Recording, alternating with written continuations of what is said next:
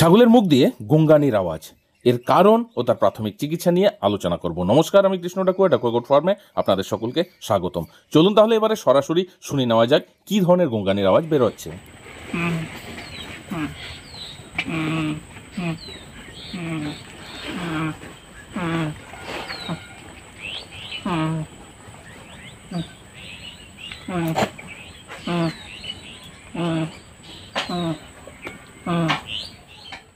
ভিডিওটির মধ্যে ছাগলটির গোঙ্গানি শুনতে পেলেন।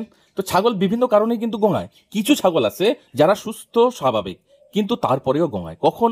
যখন ছাগলটি প্রেগনেন্ট থাকে, লাস্ট স্টেজে চলে এসছে, বাচ্চা দেওয়ার সময় হয়ে এসছে, যখনই ওরা শুয়ে পড়বে তখনই কিন্তু এই ধরনের গোঙ্গানির আওয়াজ বের করে। তবে আওয়াজের মধ্যেই কিন্তু পার্থক্য বোঝা যায় ছাগলটির এটা স্বাভাবিক গোঙ্গানি না ভিতরে কোনো সমস্যার কারণেই গোঙাচ্ছে। ভিডিওর মধ্যে ছাগলটির গোঙ্গানির আওয়াজ শুনে পরিষ্কার বোঝা যাচ্ছে ভিতরে কোনো সমস্যার কারণেই গোঙাচ্ছে। অতিরিক্ত হাই ফিভারের কারণে পশু গোঙাতে পারে, পেটে ব্যথার কারণে, এছাড়াও যদি তার লাংচে ইনফেকশন হয় এবং যদি নার্ভে কোনো সমস্যা হয় তার কারণেই কিন্তু পশুর গোঙ্গানির আওয়াজ বের হয়। খামারি বলল ছাগলটির কাঁপুনি দিয়ে জ্বর ছিল, যার জন্যই গোঙাচ্ছে। তো প্রথমেই বলবো একে ভালো ফিভারের ট্রিটমেন্ট অবশ্যই দেবেন।